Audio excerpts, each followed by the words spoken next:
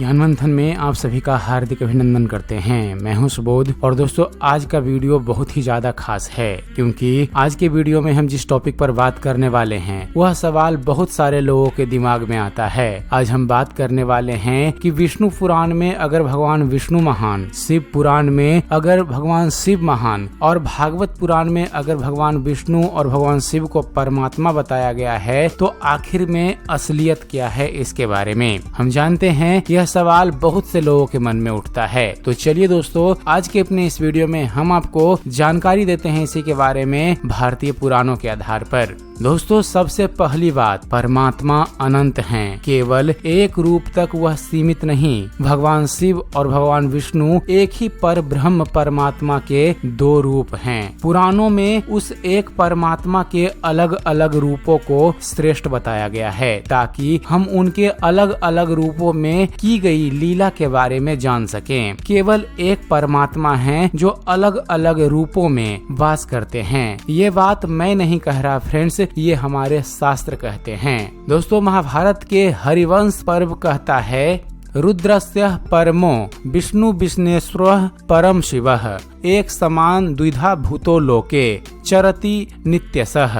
रुद्र, इसका अर्थ है फ्रेंड्स रुद्र अर्थात भगवान शिव के सर्वोच्च स्वामी भगवान श्री विष्णु हैं और भगवान श्री विष्णु के सर्वोच्च स्वामी रुद्र अर्थात भगवान शिव हैं। एक ही प्रभु संसार में सदैव दो रूपों में विचरण करते रहते हैं। महाभारत के हरिवंश पर्व में यह भी लिखा गया है, शिवाय विष्णु रूपाय विष्णुवे शिव रूपिणे जन्म आंतर न पश्यि तेन तो दिशतः शिवम शिवाय विष्णु रूपिया विश्वे शिव रूपने यथ अंतरम न पश्चिमे तेना तो दिशात शिवम। दोस्तों हमें संस्कृत नहीं आती तो प्रोनाउंसिएशन में कुछ गलती हो जाए तो हमें माफ कीजिएगा।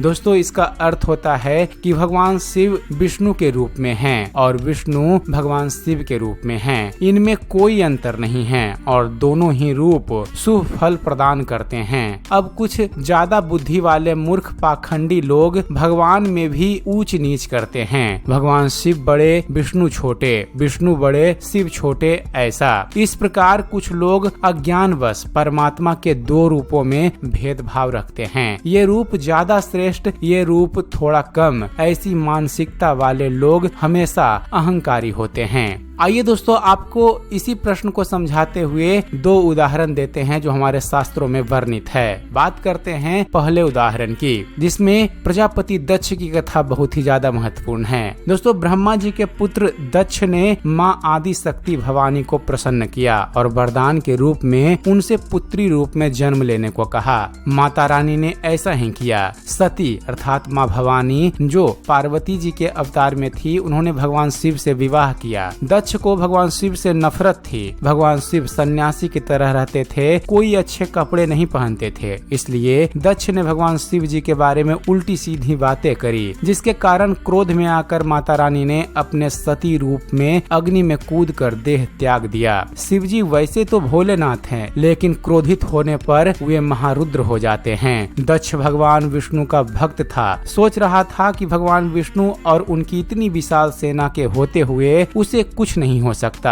भगवान शिव ने तांडव नृत्य किया और अपनी जटाओं से एक बाल निकाला और जमीन पर पटक दिया, जिससे उनके प्रतिरूप वीरभद्र प्रकट हुए। वीरभद्र ने दक्ष की पूरी सेना का संहार कर दिया। यहाँ तक कि अपने भक्त दक्ष की रक्षा के लिए विष्णु जी ने भी प्रयत्न किया, लेकिन वीरभद्र नहीं रुके। भगवान श्री विष्णु भी थोड़ा युद्ध करने के बाद वहाँ से चले गए, क्योंकि अगर वो वीरभद्र से लड़ते तो सृष्टि का अंत हो जाता, क्योंकि भगवान श्री विष्णु और भगवान शिव के रूप वीरभद्र दोनों ही परमात्मा के रूप हैं। दक्ष का सिर धड़ से अलग कर दिया वीरभद्र ने। हालांकि भगवान शिव जी भोलेनाथ हैं, तो उन्होंने दक्ष को एक और अवसर प्रदान किया और उन्हें पुनः जीवित कर दिया। दक्ष को समझ आ गया कि वे अहंकारी हो गए थे और शिव द्रोही हो गए थे। उन्होंने आगे चलकर भगवान शिव जी की भक्ति करना शुरू कर दी और समझ गए कि शिव और विष्णु एक ही हैं। हैं। बात करें दूसरे उदाहरण की तो इसमें आता है लंकापति रावण की कथा।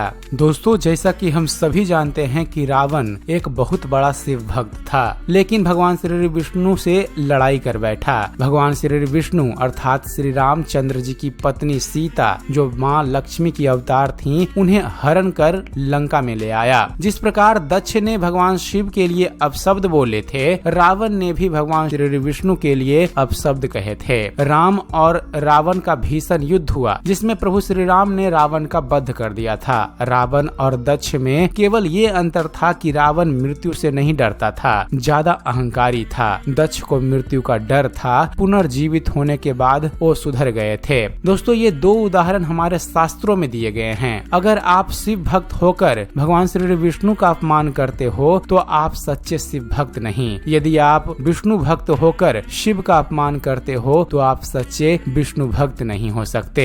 फ्रेंड्स, रामचरितमानस का ही एक श्लोक है, शिव द्रोही मम दास कहावा, सो नर मोही सपनेहु नहीं पावा।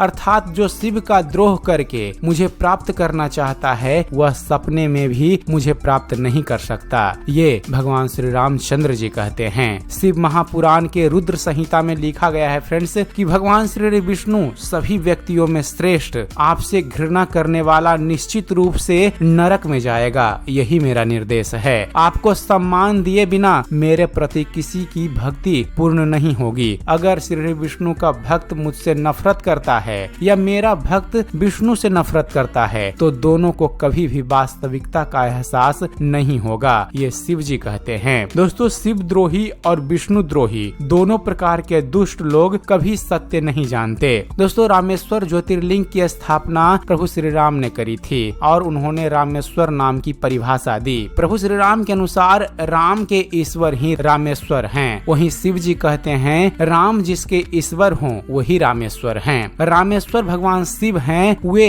राम के ईश्वर हैं और राम उनके ईश्वर हैं। इतना ही नहीं, हनुमान जी जो श्री राम के परम भक्त हैं, वे भगवान शिव जी के ही अंश अवतार हैं। इसलिए हनुमान जी को शंकर सुमन कहा गया है। महाभारत में श्री कृष्ण ने शिव जी को ईश्वर कहा है और उन्हें अपना आराध्य माना है। द्वारिका में नागेश्वर ज्योतिर्लिंग है, वहाँ शिव जी की पूजा करने आते थे भगवान श्री कृष्ण। सोमनाथ मंदिर में श्री कृष्ण शिव जी की भक्ति करने आते थे। शिव जी भी श्री राम का ही ध्यान करते हैं। विष्णु पुराण में वानासुर को पराजित करने के बाद भगवान श्री कृष्ण जी महादेव से मिलते हैं। भगवान कृष्ण कहते हैं, हे शिव शंभु, आप में और मुझ में किसी प्रकार का भेद नहीं है। जो आप में है सो मैं हूँ और जो मैं हूँ सो आप हैं। यही बात शिव जी भी शिव पुराण में कहते हैं। विष्णु अपने हर अवतार में शिव की भक्ति करते हैं। शिव विष्णु के सभी अवतारों की भक्ति करते हैं। शिव और विष्णु का शंकर नारायण रूप, जिसे हरिहर रूप कहते हैं, वह भी यही बताता है कि हरि अर्थात भगवान श्री विष्णु और हर अर्थात भगवान शिव में किसी भी प्रकार का भेद नहीं है। वास्तव में परमात्मा के ये दो रूप एक ही हैं। वो एक परमात्मा ही महादेव और नारायण हैं। तो उम्मीद करते हैं फ्रेंड्स आप सभी को हमारा ये वीडियो पसंद आया होगा। वीडियो पसंद आया हो तो वीडियो को लाइक और शेयर करना ना भूलिएगा।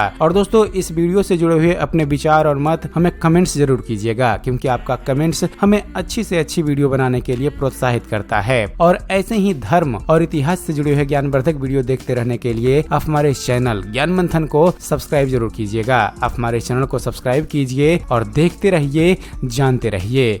धन्यवाद। जय हिंद।